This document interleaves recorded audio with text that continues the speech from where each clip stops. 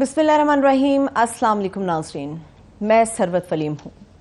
जितने भी अच्छे लोग हैं, पहले कई लाखों नौजवान पाकिस्तान छोड़ के चले गए, मगर अब जितने भी कॉम्पिटेंट काबिल लोग हैं वो पाकिस्तान छोड़ के जाना चाहते हैं या उन्हें मजबूर कर दिया गया है कि आप पाकिस्तान की खिदमत ना करें। चेयरमैन नादरा तारिक मलिक आखिर ये है कौन, और नादरा में इतने बड़े ओहदे से, चेयरमैन के ओहदे से उन्होंने रिज़ाइन क्यों किया है? इसके अंदर कई ऐसी कहानियाँ हैं जो बयान की जा सकती हैं।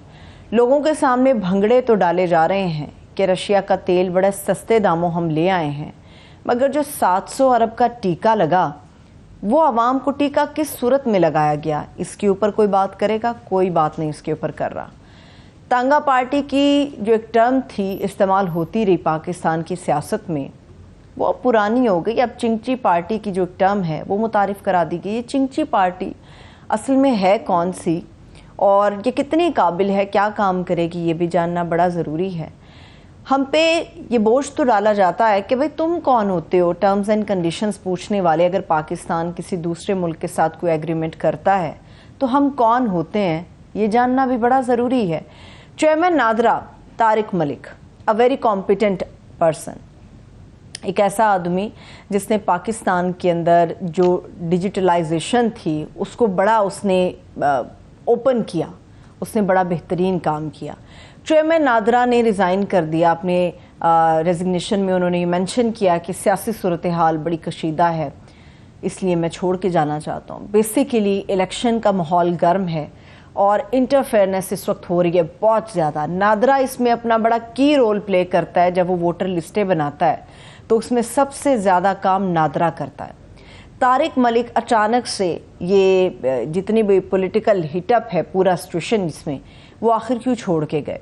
ये माजी का किस्सा है, ये माजी के ताने बाने हैं। 2013 में इसके ताने बाने मिलते हैं, जब तहरीक-ए-इंसाफ के चेयरमैन ने ये कहा था कि 4 हलके खोल दो, बात ख़त्म हो जाएगी। 2013 के इलेक्शन के अंदर नून लीग जब इक़्तिदार में आई थी तो असल कहानी शुरू हुई थी उन 4 हलकों के ऊपर, जिसके हवाले से बार बार कहा जा रहा था तहरीक-ए-इंसाफ की तरफ से कि ये 4 हलके खोल दो, हमने जानना है कि इनमें धांधली हुई है या नहीं हुई।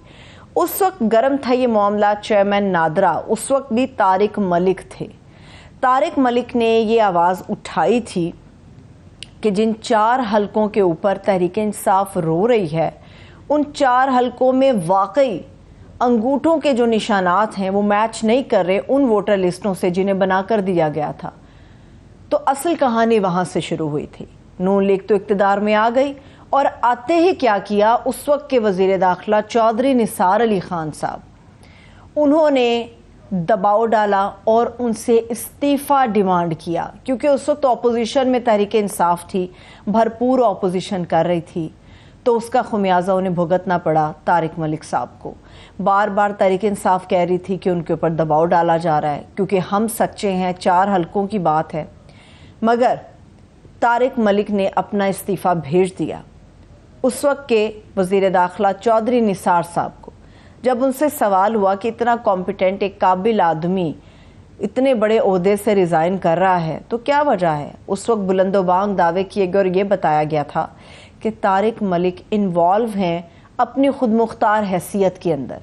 वो अपनी मनमानियाँ करते हैं और हुकूमत से कोई मशावरत नहीं की जाती, हुकूमत से मशवरा नहीं किया जाता, वो अपनी मन मर्जी के फ़ैसले करते हैं। तो ये ऐसा कैसे हो सकता है? असल में कहानी तारिक मलिक के ख़िलाफ़ 2013 के अंदर शुरू हुई, जब उन्होंने सच का साथ दिया और बताया कि 4 हलके जिनके अंदर अंगूठों के निशानात मैच नहीं कर रहे, तो असल में तारिक मलिक को खुमियाजा तब भुगतना पड़ा और ये सोचा गया कि शायद वो तहरीक-ए-इंसाफ के कुछ करीबी हैं, इसलिए उनके ओहदे से उनको बरतरफ कर दिया गया। मैं इसे बरतरफ इसलिए कहूँगी क्योंकि इस्तीफ़ा उनसे डिमांड किया और बिना किसी चूं चरा के उन्होंने वो अपनी इस्तीफ़ा जो है चौधरी निसार साहब को वापस दे दिया। याद रहे कि 2013 और 14 के हवाले से अगर मैं आप लोगों के सामने रखूँ तो ये इतने कॉम्पिटेंट आदमी हैं तारिक मलिक। ये उस वक्त सेक्रेटरी जनरल के एडवाइज़र थे, अक़वाम मुत्तहिदा के सेक्रेटरी जनरल की, कि कोई छोटा ओहदा नहीं होता। पाकिस्तान के अंदर जब टॉप 5 IT लीडर्स के हवाले से इंटरव्यू हुआ तो उसमें शॉर्ट लिस्ट कौन हुआ? तारिक मलिक। तारिक मलिक के साथ ये अदावत की कहानी, ये रिश्ता काफ़ी पुराना है। اس کے بعد جب دوبارہ سے اب انہیں چیئرمین نادرا لگایا گیا تھا تو اب یہ کہا جا رہا ہے کہ جی کرپشن کی کہانیاں، انہوں نے کرپشن کی ہے اور اسی لیے انہوں نے اپنے استعفیٰ دے دیا ہے، ان کے اوپر کوئی دباؤ نہیں تھا۔ یہ اس وقت کا ملک کا وزیر داخلہ کہہ رہا ہے کہ طارق ملک پہ کسی قسم کا کوئی دباؤ نہیں تھا۔ دباؤ تھا، اب بھی الیکشن کا ماحول گرم ہے اور یہ وہی پرانے ہی طارق ملک تھے جن کی کوئی ایسوسیشن نہیں ہے، جن کی کوئی پولیٹیکل ہسٹری ہمیں نظر نہیں آتی سوائے اس کے کہ وہ نادرا کے لیے اور پاکستان کے آئی ٹی سسٹم کے لیے بہترین کام کر رہے تھے۔ پاکستان کا نادرا کا جو سسٹم ہے وہ دنیا کے بیشتر ترقی یافتہ ممالک سے کہیں زیادہ اچھا اور کہیں زیادہ بہتر ہے، بہترین طریقے سے کام ہوتا ہے اور اس میں وہ جو کہتے ہیں دھاندلی والا سسٹم وہ ہمیں نظر نہیں آتا۔ مگر طارق ملک کو اب بھی قیمت چکانی پڑی کیونکہ اب بھی ان کے اوپر کسی نہ کسی حد تک دباؤ ڈالا جا رہا تھا، کیونکہ یہ پورا معاملہ، یہ پورا موسم الیکشن کا ہے۔ اب بھی ووٹرز چاہیے کیونکہ بڑی تعداد تو تحریک انصاف کے ساتھ کھڑی ہے، تو اب کیا کرنا ہوگا؟ تو اب یہی ہوتا ہے کہ پھر دباؤ ڈالا جاتا ہے، من مرضی کے معاملات کو طے کیا جاتا ہے۔ تو بظاہر یہی لگتا ہے کہ طارق ملک انہوں نے چیئرمین شپ، نادرا کی چیئرمین شپ سے استعفیٰ اسی لیے دیا کیونکہ وہ کوئی 2 نمبر کام نہیں کرنا چاہتے تھے۔ اب مختلف قسم کے الزامات ان کے اوپر لگائے جا رہے ہیں۔ یہ دباؤ جو ہے ووٹر لسٹوں کے حوالے سے یہ کافی پرانا ہے، ابھی یہ بات خبروں کی زینت نہیں بنی۔ 17 اپریل 2023 اسی سال اپریل کی 17 تاریخ کو جب عطا تارڑ صاحب نے ایک پریس کانفرنس کی، اس پریس کانفرنس میں انہوں نے بتایا، پھر اس کے علاوہ انہوں نے ایک ٹی وی شو کے اندر شرکت کی اور اس شو کے اندر بھی انہوں نے یہ بتایا کہ ہم چیئرمین نادرا سے استعفیٰ لینے کے حوالے سے سوچ بچار کر رہے ہیں، لیکن اس کا حقیقی فیصلہ جو ہے وہ رانا ثناء اللہ صاحب کریں گے۔ تو رانا ثناء اللہ صاحب نے اپنا استعفے کا فیصلہ جو ہے وہ کر لیا، وہ مانگا گیا، ریزائن ان سے مانگا گیا کہ اگر وہ مرضی کے کام نہیں کر سکتے تو پاکستان کا نادرا کا جو سسٹم ہے ایک اچھے چیئرمین سے، ایک اچھے شخص سے، قابل آدمی سے محروم ہو گیا۔ مگر اس کے ساتھ ساتھ دباؤ کی، انتقام کی یہ کیا سیاست ہے کہ ملک سے باہر جانے پر بھی ان پہ پابندی عائد کر دی گئی ہے۔ پہلے جب انہوں نے ریزائن کیا تھا تو وہ ملک سے باہر چلے گئے تھے، اپنی خدمات وہاں پہ سر انجام دے رہے تھے، اب ریزائن بھی لیا گیا اور ملک سے باہر جانے پہ پابندی بھی عائد کر دی گئی ہے۔ عوام کو 700 ارب کا ٹیکہ لگا دیا ہے، کوئی بات نہیں کر رہا۔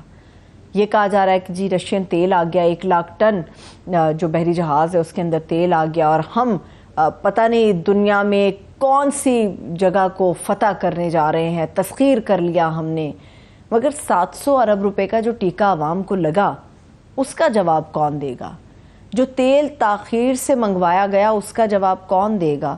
پہلے ہی کہا جا رہا تھا کہ جی کچھ قدغنے ہیں اس لیے رشین آئل نہیں منگوایا جائے گا، اب مہنگی قیمت پر منگوایا جا رہا ہے، لیکن اس کا سارا بوجھ عوام نے اٹھایا ہے۔ اب کہا جا رہا ہے کہ تیل بہت ہی سستا ہو جائے گا، 1 روپیہ 2 روپے، اس سے زیادہ کا ریلیف عوام کو نہیں ملے گا۔ وہ جو خواب ہو رہے تھے کہ گھروں کے اندر ہمارے تیل ہو جائے گا سارا کچھ، رشین تیل کا کنواں شاید یہاں پھٹ گیا ہے، تو ایسا نہیں ہوا۔ ایک عام تاثر یہ ہے کہ رشیا سے جو تیل مہنگے داموں منگایا گیا ایران سے بھی حاصل کیا جا سکتا تھا۔ اب ایران کے حوالے سے امریکہ کا پریشر بہت زیادہ ہے، ایران کا تیل بلوچستان کے راستے سمگل ہو کے آ سکتا ہے، تو پاکستان اسے وایا بھٹنڈا کسی دوسرے راستے سے، کسی دوسرے ملک سے خرید کے ریفائن کر کے پاکستان میں کیوں نہیں لے کے آتا؟ ایران کے اندر جو تیل ہے وہ اس میں بھارت، اس کے اوپر بھی پابندیاں، مگر سب سے پہلے یہ ملک اپنی اکانومی کو دیکھتے ہیں، کسی کے پریشر کو نہیں دیکھتے۔ بھارت ایران سے تیل لیتا ہے، چائنا لیتا ہے، ملائیشیا لیتا ہے، دنیا کے ایک بڑے ممالک کے اندر ایران کا نام شامل ہوتا ہے جو تیل دوسرے ممالک کو دیتا ہے ان کی ضروریات کو پورا کرنے کے لیے۔ اگر ہمارے پر یہ پابندی ہے پاکستان پہ کہ ڈائریکٹ ایران سے آپ تیل نہیں خرید سکتے، تو ایران کو کسی دوسرے ملک کے راستے سے اگر لے کے آیا جا سکتا ہے تو یہ پاکستان کے لیے فائدہ مند ہے۔ اس کے اوپر آخر کیوں نہیں سوچا جا رہا؟ ہمارے ملک کے اندر طوفان کا اتنا شدید خطرہ ہے اور اس وقت ساحلی پٹی سے ٹکرا چکا ہے سائیکلون، ہزاروں کی تعداد میں ہے جو لوگ نقل مکانی کر گئے ہیں، مگر ہمارا ملک کا جو وزیر اعظم ہے وہ آذربائیجان چلا گیا ہے، 2 روزہ دورے پر آذربائیجان چلا گیا ہے۔ ہمیں مثالیں دی جاتی ہیں کہ دنیا کے ملک دیکھیں کیا کرتے ہیں. ہمارے ملک کا وزیر اعظم بڑا پریشان ہے پاکستان کو لے کے، اس کی عوام کو لے کے. ترکی کے اندر زلزلہ آتا ہے تو ترکی کا وزیر اعظم ساری اپنی ایکٹیویٹیز منسوخ کر دیتا ہے، وہ لوگوں کے درمیان ہمیں نظر آتا ہے. یہی ہمارا وزیر اعظم جب وزیر اعلیٰ تھا تو سیلاب آتا تھا، نالا پھٹتا تھا، پانی ابلتا تھا، پل گرتا تھا، سڑک ٹوٹتی تھی، شدید بارش ہو جاتی تھی، تو وہاں پر ہمارا یہ وزیر اعلیٰ کے دور میں یہ وزیر اعلیٰ نظر آتا تھا. آج ملک کا ہمارا جو پرائم منسٹر ہے وہ ترجیح دیتا ہے کہ لوگ ڈریں مریں لڑیں کچھ بھی کریں. آذربائیجان کا دورہ بہت زیادہ اہم ہے. ہم پہ احسان جتایا جاتا ہے. ابھی یہ مصدق ملک صاحب نے احسان ہم پہ یہ جتایا. وہی آپ لوگ کون ہوتے ہیں یہ پوچھنے والے ٹرمز اینڈ کنڈیشنز کیا ہیں جو رشین ایگریمنٹ ہمارا ہوا ہے آئل کے لیے؟ ہم ہیں، ہم پوچھتے ہیں. آپ ہمیں یہ کہتے ہیں کہ دنیا کے کون سے ملکوں میں ایسے ٹرمز اینڈ کنڈیشنز یا ایگریمنٹس کو دکھایا جاتا ہے، بتایا جائے. دنیا کے دوسرے ملکوں میں کرپشن کی لازوال داستانیں نہیں ہیں. دنیا کے دوسرے ملکوں میں کرپشن اتنی نہیں ہے کہ عوام کو لوٹ کے اپنا آپ کھڑا کیا جاتا ہے. پاکستان کے اندر کرپشن کی داستانیں، پاکستان کے اندر لازوال کہانیاں ایسی ہیں، لازوال داستانیں ایسی ہیں کہ عوام کو لوٹ کھسوٹ کے ہمارے ٹیکس کے پیسوں کے اوپر سے ہمیں لوٹا جاتا ہے. جو چیز ہمارے پہ لگنی چاہیے وہ ہم پہ نہیں لگتی. اسی لیے پاکستان کی عوام، پاکستان کا صحافی، پاکستان کا رپورٹر سوال کرتا ہے کہ وہ ٹرمز اینڈ کنڈیشنز کیا ہیں، عوام پہ کتنا اور بوجھ آئے گا. یہ اس لیے پوچھا جاتا ہے. دنیا کے دوسرے ملکوں میں کرپشن کی داستانیں نہیں ہیں. دنیا کے دوسرے ملکوں میں عوام کو لوٹا نہیں جاتا. دنیا کے دوسرے ملکوں میں ٹیکس کا جو پیسہ ہے وہ ٹیکس پیئر منی جو ہے وہ عوام پہ خرچ کی جاتی ہے، ان کی بہتری اور ترقی کے لیے ہوتی ہے. پاکستان میں اس قسم کے سوالات اسی لیے پوچھے جاتے ہیں تاکہ ذہنی طور پہ ہم لوگ تیار ہو جائیں کہ کتنا مزید بوجھ پاکستان کی عوام کو برداشت کرنا پڑے گا. کہا جا رہا ہے کہ جی تحریک انصاف جو ہے اب ایک چنگچی پارٹی رہ گئی، چھوٹی سی پارٹی ہے، کسی بھی چنگچی کے اوپر بٹھا دی جائے تو پوری آ جائے گی. چنگچی پارٹی لوگوں سے آپ کہہ رہے ہیں تو ان ووٹرز کا کیا جو آج بھی عوام کے ساتھ، جو عوام ان کے ساتھ کھڑی ہے؟ اس سپورٹ کا کیا جو آج بھی تحریک انصاف کے ساتھ کھڑی ہے؟ اصل میں تانگا پارٹی تو وہ ہے جو پی ٹی آئی کے اس خلا کو پر کرنے کے لیے زور زبردستی سے بنا دی گئی ہے کہ کوچوان کا ہنٹر چل رہا ہے اور ہر بندہ اس کے اندر شامل ہوتا چلا جا رہا ہے.